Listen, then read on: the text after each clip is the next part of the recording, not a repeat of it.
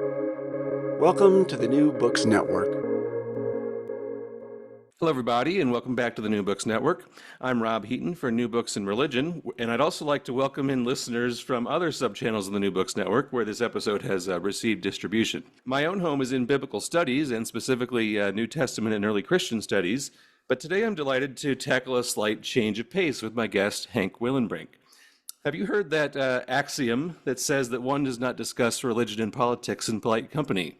Well, today we're going to do just that because Dr. Willenbrink has published an informative and really enlightening study on performances of faith, as he calls them, that have as sort of their organizing principle or their nexus Donald Trump's recent political career. We'll get into all of that in due course, but first let me introduce my guest. Hank Willenbrink holds a MA and PhD in dramatic art from the University of California, Santa Barbara, and is currently an associate professor in the Department of English and Theater at the University of Scranton in Pennsylvania.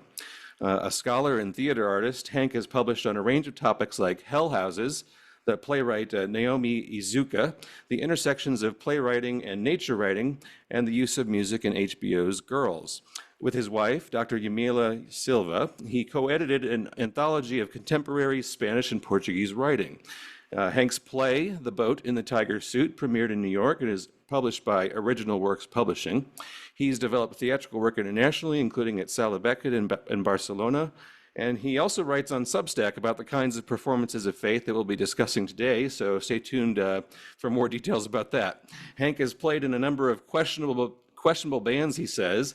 He co-founded a music blog called We Listen For You, and he hails from a town called Toadsuck, Arkansas. So speaking of questionable, I need to do some research on who named this town. But anyway, on top of all this, Hank is joining us today from Columbia to discuss the publication of Performing for the Dawn, Theaters of Faith in the Trump Era, and it was published by Routledge. Hank, it's my pleasure to welcome you to the New Books Network. Rob, thanks for having me. I'll try to be as polite as possible throughout this conversation. Wonderful. Well, I'll let our listeners decide if we are in polite company or not. But first of all, Hank, I wanted to really commend you for the intensity of the material that you deal with in this book. So I think most people who've been awake and alive and sort of tuned into the news over the last decade or so will be aware that Donald Trump's candidacy and presidency have coincided with really shocking trends with respect to religion. So, for example, his overwhelming support from evangelicals, despite no tangible connection to the church himself, Christian nationalism, which has moved from the fringes to the mainstream, more or less, the attempted Muslim travel ban, if we think back a dozen years ago or whenever that happened, seemed to have happened, and so much more. You discuss all of this in the book, but you go even deeper than that to examine the ideologies and theologies of Trump's Christian supporters that I think are very much, for most people, under the radar. In things like propaganda films and plays and the conspiratorial corners of the internet. So in that sense, your book was a real wake-up call to read, and in some cases a little depressing as well. Can I start, Hank, by asking how you became interested in exploring the trends related to performances of Christian belief, both in American politics broadly and in this Trump era, more specifically, as you call it? Yeah, absolutely. So the genesis of this book really began one day when my wife and I were going to go see a movie. And before the movie started, there came up one of those Fathom events, those kind of like 2-night things that usually, you kind of see for opera and that sort of thing. But in this case, it was for a film. This was in October 2018. It was for a film that was called The Trump Prophecy. And it was a 2-night event that's about this film that we'll talk about, which is about a former firefighter who received a prophetic vision that Donald Trump would become president. And I remember really distinctly looking at my wife and saying, I think I need to go see that. So morbid curiosity or something? Well, the reason for that was my dissertation focused on hell houses, which you mentioned before, which are evangelical Christian haunted houses that substitute the kind of traditional Halloween specters for visions of sinners and sin. And I'll use both of those in quotation marks because what sin is and what sinners are often change, right? Mm-hmm. And so because my dissertation really focused on that, I was aware of this kind of universe, what I'll call like the kind of parallel cultures of evangelicals that have been created over the last, let's say, 25 years or so. well, probably a little bit more than that given to where I was. But yeah, since at least the kind of 1980s. And so when looking at that preview, what emerged for me immediately was that there was something that had remarkably changed since I was kind of engaged with hell houses around the last time around 2014, and that I needed to kind of re-pick up where the strain was. As your wonderful, as the bio mentions, I have a lot of different interests, but one of the things that I'm really fascinated by is how performance can be used to change people's minds. And so one of the interesting things for me about hell houses and other sorts of evangelical performance is that, a lot of us who come out of the secular theater world, and I would put myself there, we tend to be a little skeptical about the idea that performance can do things, but evangelicals in a lot of times aren't. And one of the things that these sorts of performances offer us is the ability to see how people are attempting to change other people's minds. And so in looking at something like the Trump prophecy and looking at a lot of the things that I study here, that's one of the things that I'm really interested in, is how are these performances emerging out of what we might call a subculture or a religious culture, and how are they trying to engage with a larger culture as well. And so in thinking about this, I think that now I was rather naive about where things were. And I'm really seeing now, I think, the idea of the Trump era as an inflection point. And that one of the things that's happening, and you kind of name check Christian nationalism and a lot of different things, but, a lot of people say that that Trump is out to kind of like change American democracy. And I think I agree with that as a broad statement, but I would say is that one of the things that it's definitely trying to do is change our vision of what a democracy is. And that really goes to redefining the definition of who a citizen is. Mhm. So this project really begins in 2018. I have to stop it at some point. uh, Mostly to get the book out because I'm really thinking about this kind of current election cycle and trying to have honestly conversations like this in this current election cycle. But the project kind of continues because we continue to live with what the inflection point that this Trump era is giving us. Well, there's plenty for you to look back on from this era of 2018 to 2021, but you also go a little further back to the time where Trump was just a candidate, one of many, in 2015 and 2016. But one of the more interesting observations from reading the book was sort of how little of it explained Donald Trump's own religious belief. And perhaps, there's not enough in that dossier to fill a monograph to begin with. But instead, you primarily discuss how Trump the Christian, or Trump the pro-Christian, in the sense of, advocating for Christians and Christianity without necessarily espousing any meaningful adherence himself, is constructed performatively by his surrogates, by his court evangelicals, by Republican establishment figures who, have played along and enjoyed the ride, I guess, and even by more common folk, who inhabit the internet. This aspect of performance really jumps out at the reader, and I'm saying me, the reader here, as a way that you've distinguished your analysis from, a different kind of book that could have been written about the objectionable events during Trump's presidency, which, of course, you tackled, but you do through the lens of performance. So, can you talk about this lens of performance studies and your background in the world of theater, and how looking at religious observance through this lens of performance differentiates your work from other approaches to, recent trends in American politics and religion? Yeah, of course. I want to come back to the question about Trump's faith. But let me start and talk Sure. a little bit about performance. So, I'm really kind of working at a particular I don't want to say edge, but a particular kind of realm of performance studies, in a place that would probably overlap with in religious studies, what's called, material religion, lived religion, and that Sure. sort of thing. And Absolutely. trying to, and a lot of times, and especially in the book, I'm trying to kind of like read, that kind of materialist religion tradition and a studies tradition together. So I'm trying to like very consciously work interdisciplinary between these things. I think that performance actually it's something that we should really pay attention to. Now, obviously, I think that because it's my realm, but I also think it's the sort of thing that we tend to write off, right? If in a lot of traditional Christian contexts, if somebody says, "Oh, I'm just performing being I'm just performing my belief," someone would like think of that as, they would think of that as not serious, right? We have a very, especially in the US Christian tradition, we have a very strong anti-theatrical prejudice that happens, right?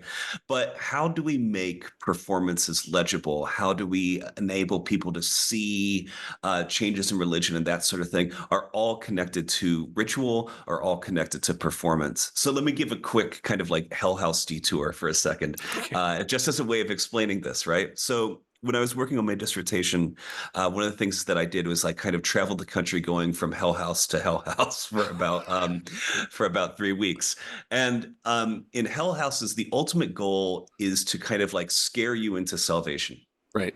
Right. And so at the end of the performance, there's always this moment where someone kind of comes out and says, "Okay, now the show's over and we have to talk about the real question, which is why you're here, which is, are you going to commit yourself to Jesus Christ?" And I was at a particular type of hell house called Nightmare at Guts Church, and there's a guy who came up to me and who asked me that question, and I said, "Well, I'm raised Catholic. We say, the Nicene Creed, and that's our kind of statement of faith." And he's like, "Yeah, but have you ever said, I take Jesus Christ to be my personal Lord and Savior?" And I said, "I've never exactly said those words." But the kind of performance scholar in my mind, the kind of like alarm bells are going off because I was like, "Oh, thank God, a speech act." Right? Sure. An altar call really is what I think of when I hear a moment like this. Yes, exactly. And so those moments are these moments where we see people perform their religion, right? It is performing belief. It's a theater, right? You're doing it for other people. You have a script, etc., right? So I really think that thinking about performance in a religious context has a lot of power to it, although it comes with a lot of prejudice, let's say, right? A little bit of baggage. Exactly, exactly. And we can thank, like Tertullian for that, but we'll get to that. But in particular with Trump, because I want to go back to what you said about his faith. So there actually is a monograph that a couple people try to fill about his faiths. David Brody and Scott Lamb. It's one of the kind of primary sources that I engage with, and they call it a spiritual biography. And I think one of the things that's so fascinating about Trump is that this is a 320-page book, around about. There are a couple sentences which are dedicated to, let's say, an expression of faith by Trump. Both authors, as is kind of the way that the genre goes in evangelical circles, they make professions of faith at the beginning of the book. They ask Trump if he will make one. He says, "Well, a lot of people say that I believe, and so I must," which is a very kind of Trumpian moment. Mike Pence says that he's a Christian, so we've got to take Mike Pence's word. But the rest of the book, and so that's like kind of, like 2 paragraphs. The rest of the book is the authors tying Trump to every kind of historical events and people, from the Vikings to Braveheart to the founding of Queens. It is a gymnastic level of intellectual gymnastics. I mean, like maybe it's an Olympic level of intellectual gymnastics. And at the end of the book, even Brody and Lamb, who write it, are like, "Well, we thought one thing when we began this project, and now we think something else," but they never kind of quite say what it is. And I think that this silence around Trump's faith is one of the things that really enables other people to make him into whatever they want him to be. And he's willing to play along. He was recently asked, "How's your relationship with God?" or something to that effect, and he talked about his support from evangelicals, which is, a non-answer. Yes, exactly. And so, Trump, Trump he doesn't go to church even, right? I mean, like there are so many ways that because he doesn't give an answer or he gives many answers, right? He's able then through these kind of interlocutors, these core evangelicals, as the historian John Fee calls them, like he's able to kind of become all of these different things to all of these different people. And I would say actually that's one of the trademarks of him kind of as a politician outside of the religious realm, but we can really see it kind of crystallize in the religious realm as well. Hmm. Hank, you may have said something about this already, but I wonder if there's anything that, more mainstream scholars of religious studies or political science or whoever may hear this should know about performance studies. You use the word performance, and I don't think that you're using it in any way to question the authenticity of, someone's religious expression, but really only to bring to light the kind of functions that public expression like that serves, or, the work that it's doing in a public arena. Is that right or about right? Yeah, that's exactly right. Performance study is a very, and there are different schools of it, and it can be a very broad idea.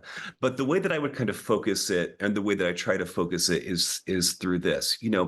We have all of these different ways that we perform, that we communicate, etc., that are constitutive of who we are. They construct who we are. The examples that I often give is, am I a professor? Yes. Do I have a brown corduroy jacket with elbow patches? Of course I do. Well, Right? we all Why do, somewhere in the closet. Yeah. right, exactly. Why? Because that's part of my identity, right? That's and it's I costume myself for what I am, right? And again, a lot of times I think that on the left, you might hear something, the term performative has probably been more mainstream when think about like performative allyship, Hmm. right? And that itself is this kind of like idea, well, you're just faking it, right? Well, you're not always faking it, right? Sometimes you're making it as well. Performative and performance has these elements again that are about communicating to other people, but they're also about constructing who we are or constructing part of our identity. And so for other scholars, I would say is that one of the things that I would say, and I'm kind of quoting from a great essay here, there's a purpose to preaching to the choir. There's a purpose to preaching to the converted.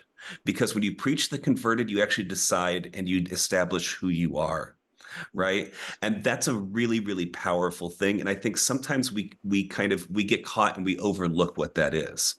And again, especially for looking at, and I'll use this term subculture, and it may not be the best term, but it's the one that I tend to think about it as much, especially looking at subcultures that we're not a part of. How are we going to look at them in authentic ways, except for the ways that they're displaying themselves to us? Thanks, Hank. That's very helpful. Let's get into the first pages of your book, and you begin in the introduction with this photo op that's very memorable from the early days of Trump's presidency. One controversy after another, and in this case, members of his cabinet had gathered, his court evangelicals, as you call them, and they lay hands on him in the Oval Office and they pray over him and all that.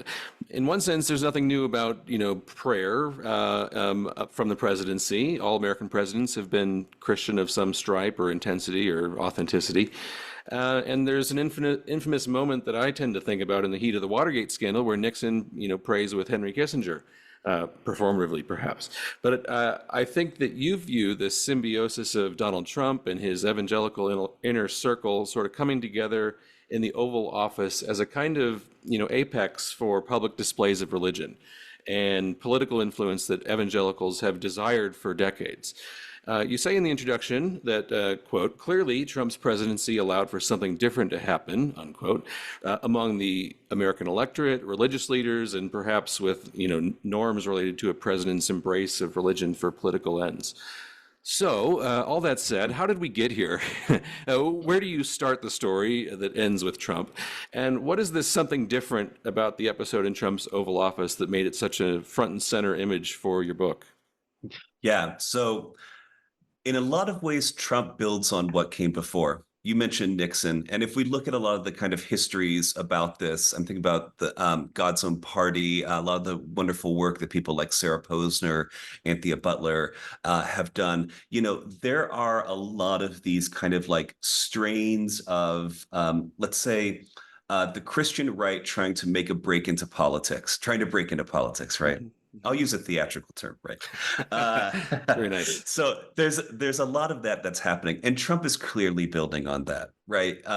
Nixon has this kind of relationship with Jimmy Graham. You've got Ronald Reagan and Jerry Falwell. Like all of these sorts of things happen, but there's something really different between, let's say, Reagan's token of putting C. Everett Koop into into his cabinet than Trump putting a Seventh-day Adventist in Ben Carson, um, putting Betsy DeVos, putting Bill Barr, putting Jeff Sessions into his cabinet. I mean, Trump's first administration is essentially a Christian right takeover of the U.S. government. It really is.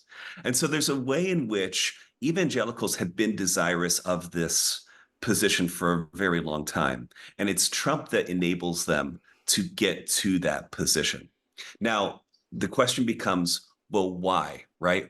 Why does this happen? Why is there this kind of mutual dependence between Trump and these others people? And this photo, I think, really speaks to that. So the photo is, I think, July 2017. It's right after the news breaks about Don Jr. having the meeting in the Oval Office with the Russian agent, where the Russian agent says, "I'll give you dirt on Hillary Clinton," and he says, that's what you say it is. I'll love it." That sort of thing. Trump is kind of between trips to Europe. He's back in the Oval Office, and suddenly he finds himself, I would say, in one of his first major legitimacy crises, because one of the things that's happening here is that his election has been called into question. And so who does he turn to legitimize himself? He returns to these evangelical people. And sure, Nixon and Kissinger praying is together as one thing, but this is almost 10, 12 people in the Oval Office. It's not prayer only, it's laying on of hands. You can see Paula White's hand on his back. You can see Michelle Bachmann's hand on his back. It's not Trump looking at it. It's not Trump in front of the church with the Bible. This is Trump with his head bowed. This is Trump being humble, right? It's also Trump being consecrated. And so I think this is a real moment where I think you could argue, and I don't do that, don't do this in the book, but I think you can argue that this is the moment where Christian nationalism really becomes instituted into the government. Because this is a moment where we get the sense that the president is not the person who's the most in charge in the room. And so that when that photo came out, and I should say one other thing about that photo, which is that it's made for the internet. In the photo, you can actually see someone above with a professional camera that's taking a photo. I've actually never seen that photo, and maybe it exists out there. But this is a photo that's like it's an Instagrammable photo. A cell phone photo, essentially. Right? It is. Yeah. It's taken by Johnny Moore, who's affiliated with Liberty University, that sort of thing, who goes on CNN and talks about this moment right afterwards. But so it's this moment of, let's say, performed authenticity as well.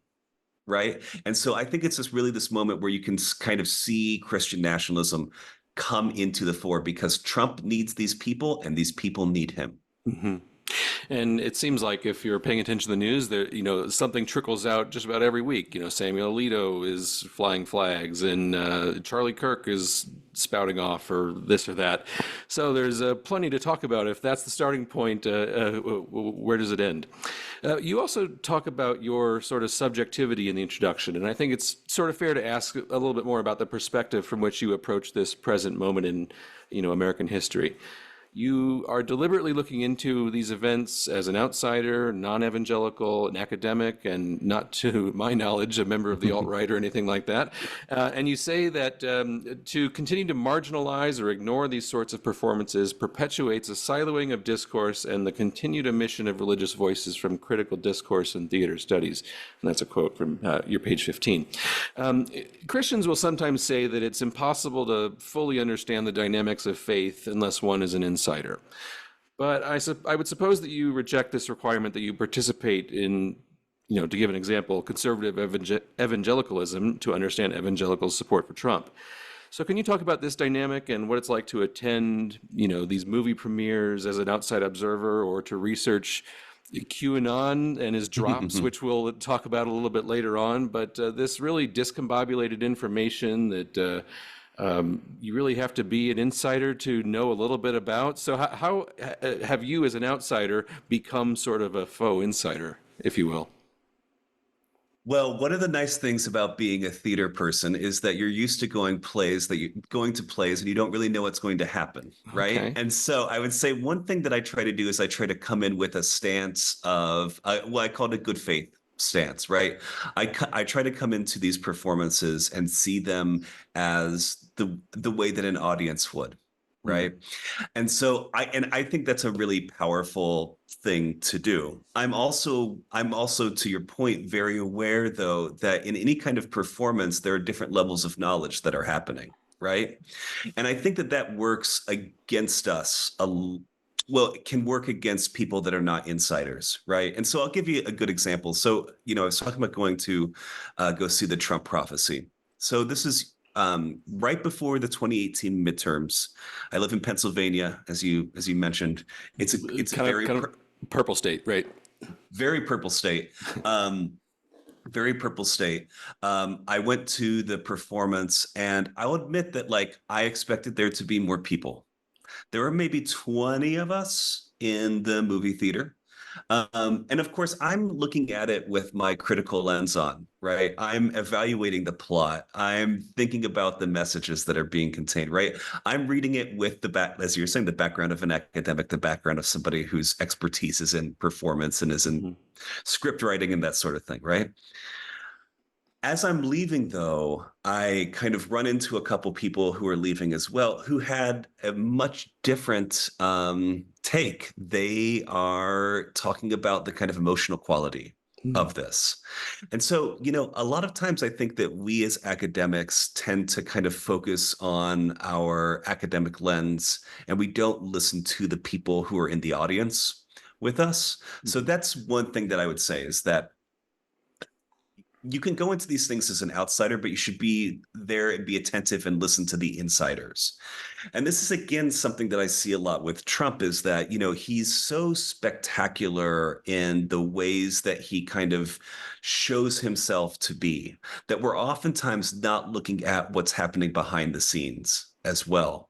So a great example of this is the kind of moment where he's invited to Liberty University to give the convocation in 2016. He has this flub or doesn't know to say Second Corinthians. Instead, he says 2 Corinthians, right? Mhm.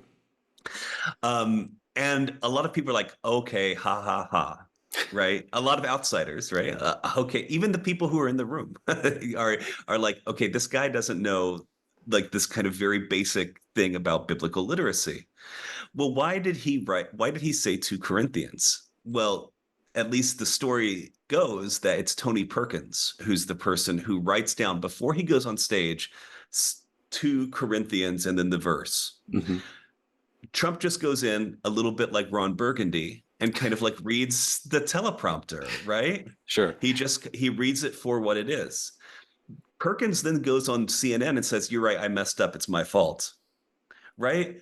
So it's kind of incredible that we get this little input into the script making, right? Mhm. But a lot of times we're too focused on the spectacle to not see what goes on behind the scenes. And what goes on behind the scenes is also really important in the creation of the performance as well. Very nice. It's a fair critique of us as academics that we tend to be analytical when there's an emotional side of the brain that we can activate and perceive with as well.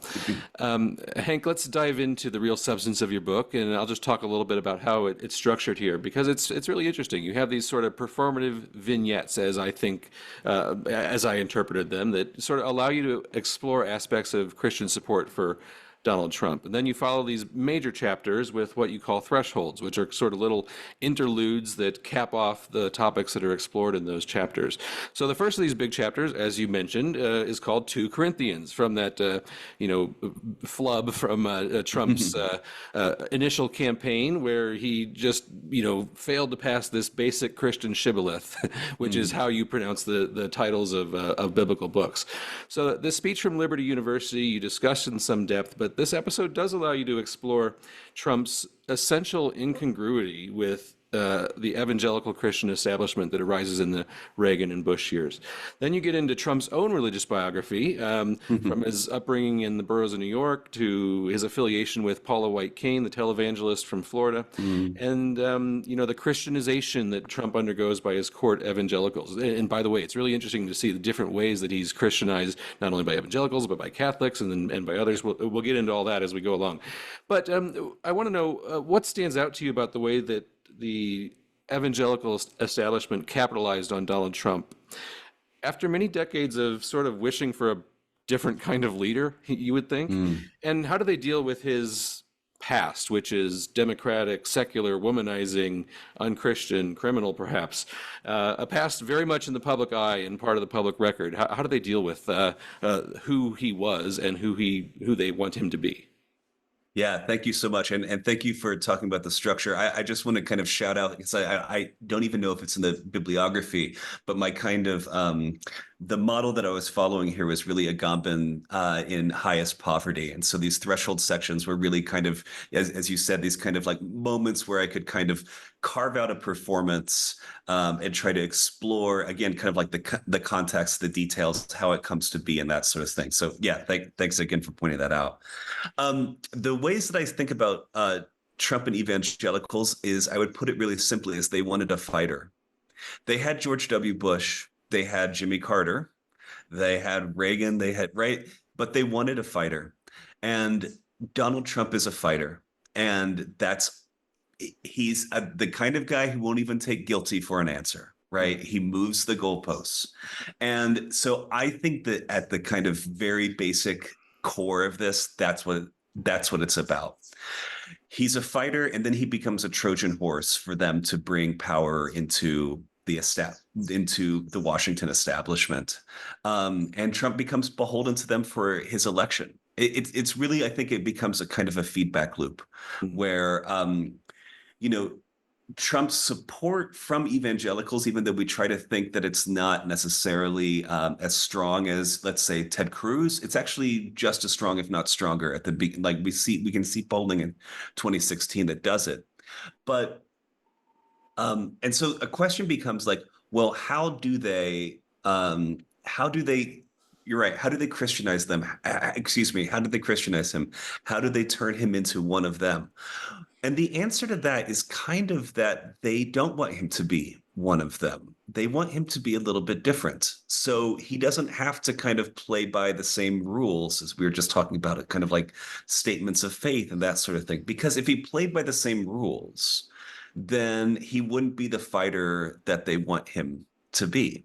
And so I think one of the things that happens, let's say, especially around evangelicals here, one of the things that happen is that they start looking for biblical correlations, right? Sure. We'll talk, I think, in a little bit about Lance Wallnau and the idea of a Cyrus figure. But right now, the comparison they're making with Trump is Samson, right? There's always a biblical character to put him into connection with. And what happens when they put him into connection with that is they're able to validate themselves through what he's doing.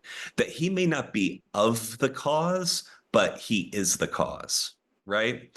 And again, I think it's a part of it is, the fact that he doesn't have a clear spiritual life enables them to move him and kind of refract him into these different ways, so that there is this kind of discourse. There's almost a genre of the evangelical apology for Trump, right? It's almost this kind of only this way of thinking of him.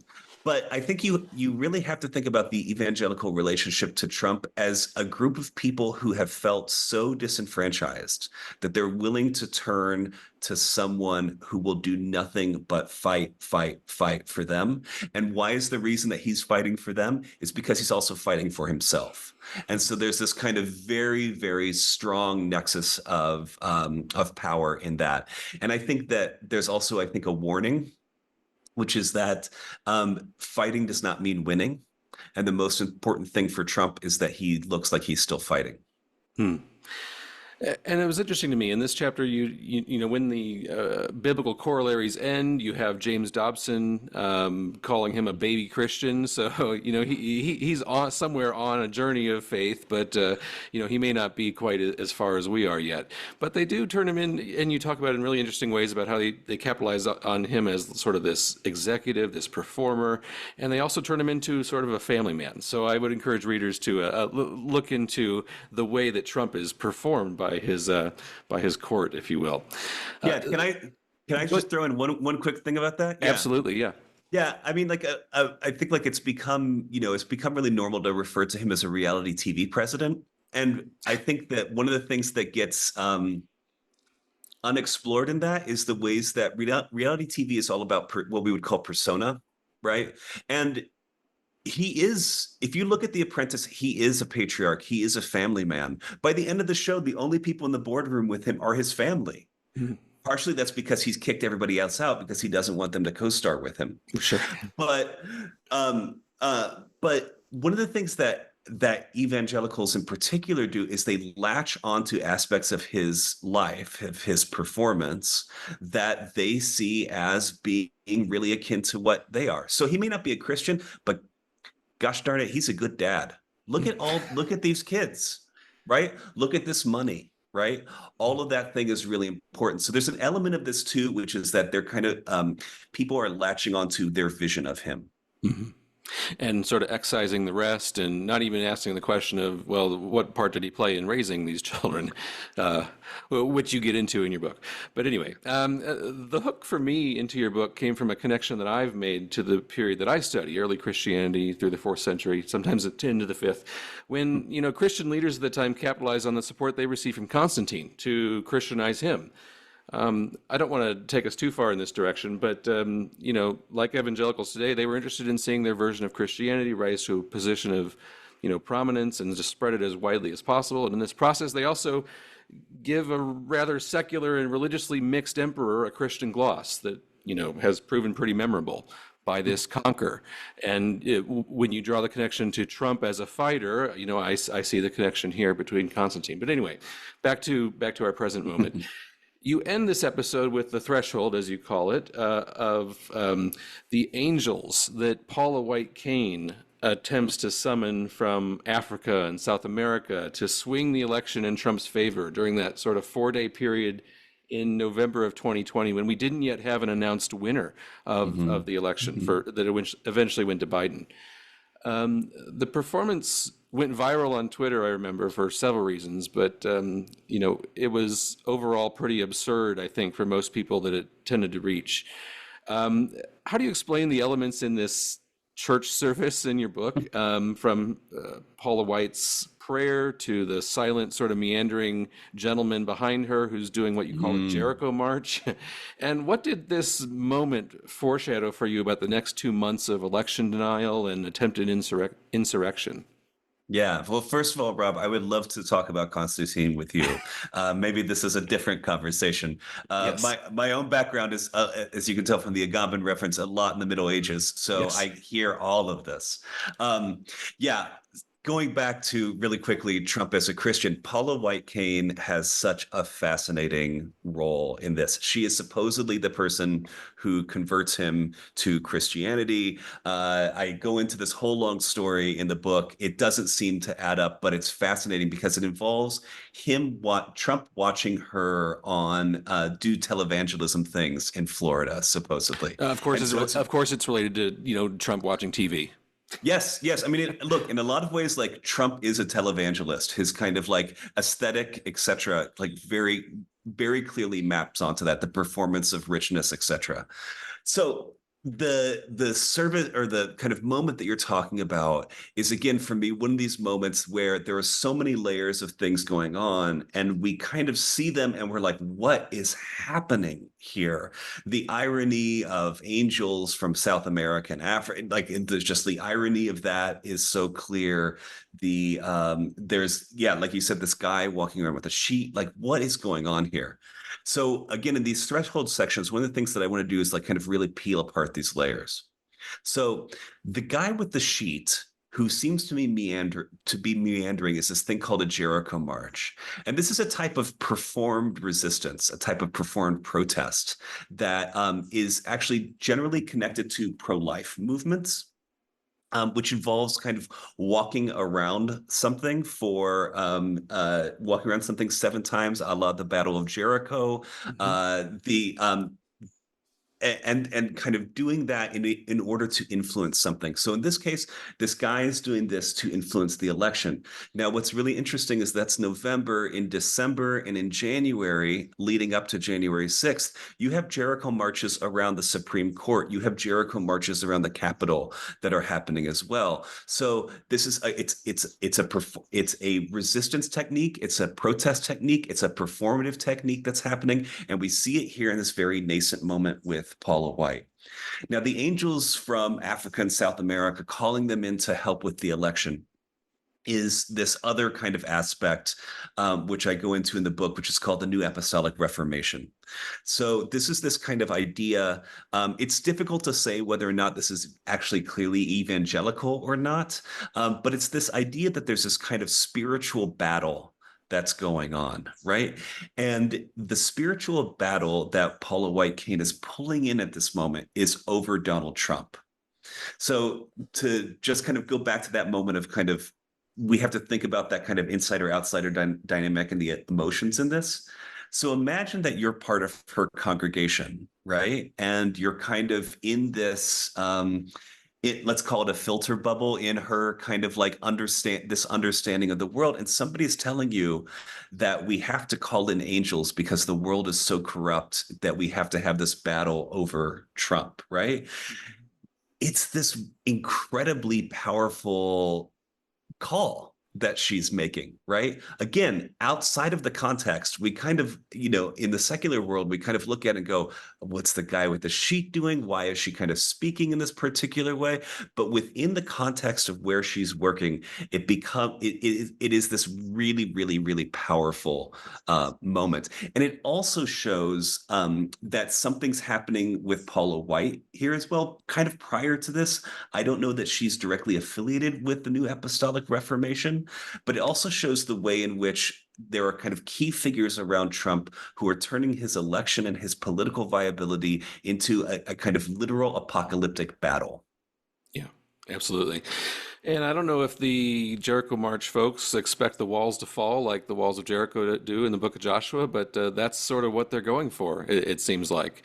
Um, Moving on to the next chapter, this was a transition from the familiar, sort of events of Trump's presidency and a little bit of his spiritual biography, if there is one, to sort of an unfamiliar. And so here is where you focus on that film that you mentioned earlier, the Trump Prophecy, which itself dramatizes a book called The Trump Prophecies in the plural. So that things could get a little bit confusing here. But anyway, the film and the book on which it's based receives most of your attention, but you also delve into this phenomenon of modern Christian prophets. Many of whom apparently, had visions of Trump becoming president and benefiting the modern state of Israel. But, ultimately you center on the New Apostolic Reformation, as you just spoke about. Mm-hmm. If I understand NAR right, and again, this is sort of very new to me, they have attempted to, and indeed succeeded at sort of reviving the historical Christian offices of apostle and prophet, on top of the others that are, in church establishments these days. And they advocate a version of dominion theology, which you might have to explain a little bit about, where Christians aim at controlling the 7 mountains of culture to influence society and bring about, their version of the kingdom of God on earth. So can you talk about all the things that go into dominionism and these 7 mountains, and What does this seven mountain mandate indicate about the broader intentions of evangelicals? And, can you also use this space to unpack the prophetic and apostolic movements and how they've characterized Trump into a semi-messianic figure if we appeal to this King Cyrus type of president that some of them turn him into in the process?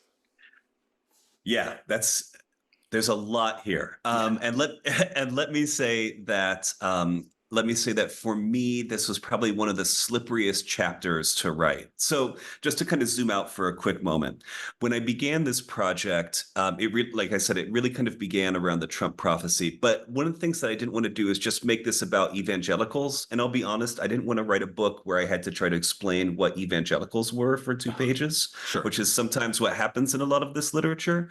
And like as I kind of name checked before, there are a lot of fantastic scholars of evangelicalism, of history: Anthea Butler, Sarah Posner, Catherine Stewart, the Jesus and John Wayne book. Like, there's so many great things out there. I didn't want to kind of just retread on that and be like, well, if you look at it from the performance perspective, this. So one of the things that I was really trying to do with this book was to try to think about how these different elements, and I'll just call them of the religious right, how these different elements of the religious right, and forgive the horrible metaphor here, are kind of like a layer cake. They're all kind of like working on top of each other, and they're doing similar things, but they're different. And so I really wanted to kind of be like, okay, chapter one, evangelicals. Chapter two was also supposed to be evangelicals, but then it kind of like morphed into this NAR moment, which I'll come back to. Chapter three is Catholics, and chapter four is QAnon, and we can have, whether or not that's spiritual or religious, etc. So in this second chapter, looking at New Apostolic Reformation, NAR was not something that I knew about coming into this project. And it's something that when I began to look at the idea of prophecy, really began to come out. So NAR is really connected to C. Peter Wagner. It's not an ideological movement. He thinks about it as an aspect of church growth. Anthea Butler has the great line that it's like an Amway organization. So one of the things that NAR does is, as just like Amway, is that they're trying to sell a lot of materials, but it's also working horizontally between different congregations. One of the central tenets is that there are these that kind of, let's say, people who are not pastors can have prophecies. And so in the Trump Prophecies book is written by two people, a woman named Mary Colbert and a guy named Mark Taylor. Taylor's a firefighter who goes through an intense bout of depression around 2011, 2012, when he receives a message, which he calls the commander-in-chief prophecy around Donald Trump. And I'll just kind of pause for 2 seconds here to mention that there's actually an entire book that's only prophecies about Trump by James Beverly, called, I think it's called God's Man in the White House. It is literally about 300 pages of different people. So Taylor is not the only person who's having these moments. Later on in the book, I am going to kind of a QAnon adjacent rally in Pennsylvania right around the 2020 election, and there are other kind of like prophecies that get mentioned there as well. So just to say, like, this is not a one-off thing. What is interesting about it is that then it turns into a movie, and the movie is partially about Taylor's vision and kind of his life and his literal struggles with demons. It's also about Mary Colbert, who takes his prophecy and moves it into action through the Nation Builders prayer group that happens. So another kind of key aspect of NAR is the idea of the prayer warrior, the idea that you can affect change in the world through prayer. See the previous conversation about Paula White Cain and the Jericho March, right? Mm-hmm. So all of this is happening, but there is a universal battle going on in NAR again, I don't want to say ideology, in NAR writings, which is that there are literal angels, there are literal demons, and they are literally fighting over the world. And our job, this goes into what dominionism is, or sometimes called the Seven Mountain Mandate, which again was popularized by this guy, Lance Wallnau, or helped popularized by Lance Wallnau. the idea behind that is to put people of God into all of the different areas of contemporary life. I'm going to forget some of the mountains here, but I want to say like business, religion, government, entertainment, and then I apologize. I don't have them all written down in front of There me. are 7, and they're in the book. There are 7, and there is a book that you can buy called The Seven Mountain Mandate, right? And one of the things, and I think this is, and I want to thank the people at Straight White Jesus podcast. They're actually doing a whole series on NAR now because there's not a lot written about this. There's only a couple. When I started, there were only a couple academic books, but this is something that really needs to be teased out a little bit more. Last thing about NAR, and then Rob, you can tell me if there's something that I need to hit that I didn't, because that was such a juicy question.